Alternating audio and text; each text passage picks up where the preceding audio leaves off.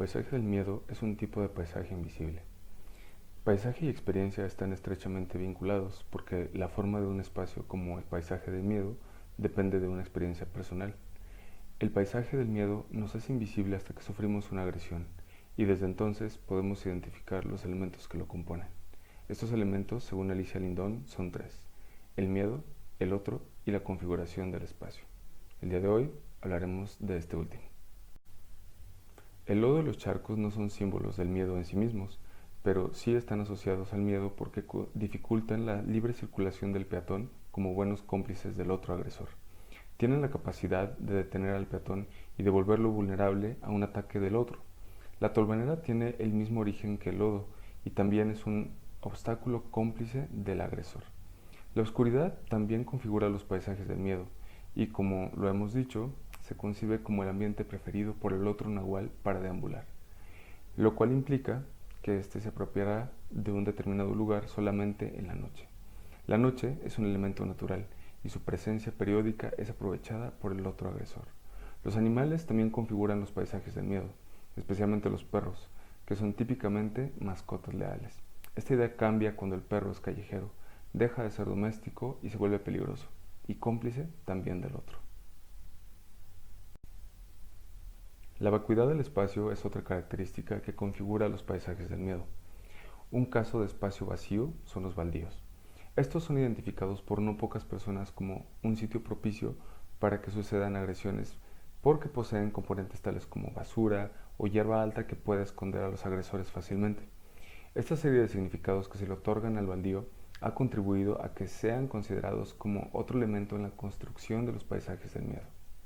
Otro espacio vacío que puede configurar los paisajes del miedo son las extensiones por recorrer.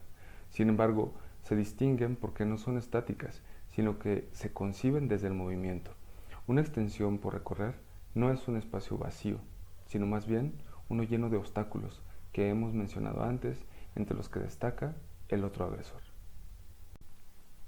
Por otro lado, también la apertura espacial contribuye a configurar los paisajes del miedo.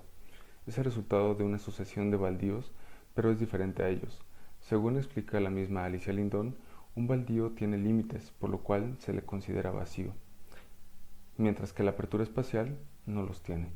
Cuando la apertura ayuda a construir los paisajes del miedo, no ayuda a la víctima a escapar del agresor, sino más bien ayuda al agresor a alcanzar a su víctima, con lo cual se mueve como su cómplice.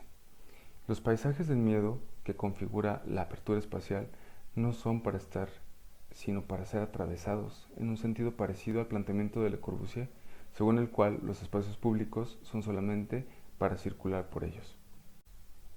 Investigaciones realizadas por autores como Julio Pozueta han comprobado que el paso por cualquier espacio que carezca de la presencia humana tiende a efectuarse de la manera más rápida posible por razones de seguridad.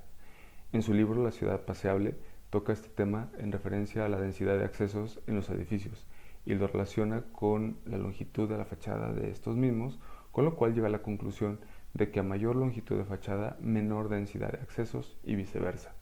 Esta ecuación es fácil de entender. Un edificio que tiene un frente estrecho requerirá mínimamente un acceso, mientras que un edificio que tiene un frente largo podría incluir pocos accesos. Las entradas son importantes, según señala Pozueta, porque son donde se articulan el interior y el exterior de los edificios, pero además donde se relacionan las personas, las que habitan los edificios y las que los visitan, lo cual es interesante. El umbral es un punto de encuentro, donde una persona deja a otra o donde la espera, donde se recibe o entrega mercancía. Pero sobre todo, destaca el autor, es un espacio que ofrece ayuda, un refugio.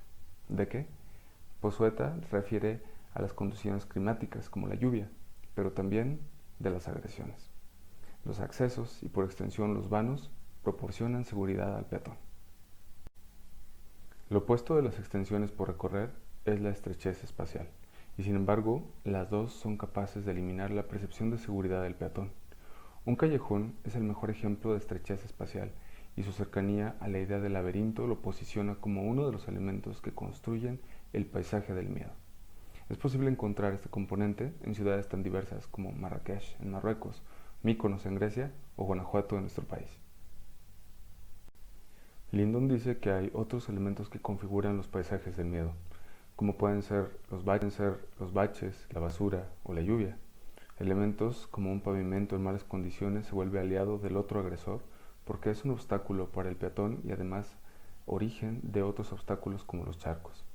Un pavimento en malas condiciones puede hacer tropezar al peatón, obligarlo a circular por una franja determinada de banqueta o disminuir su velocidad, llevándolo más cerca del otro atacante. La experiencia del paisaje no es una, sino muchas. Esto quiere decir que la configuración del paisaje no se limita a una sola, sino a un espectro, que al ser variado es rico. Esta reflexión guió a Alicia Lindon hacia un último elemento de configuración del paisaje del miedo, la homogeneidad aparente. Según ella, es un rasgo típico de las periferias urbanas y que, sin embargo, es una simulación, porque en la periferia habita una variedad enorme de personas con edades, géneros, ocupaciones y nacionalidades diferentes. Esta multiplicidad implica una variedad de experiencias para algunos, aunque también un conjunto de paisajes invisibles para otros. Por lo pronto, eso es todo. Nos vemos en nuestra siguiente cápsula.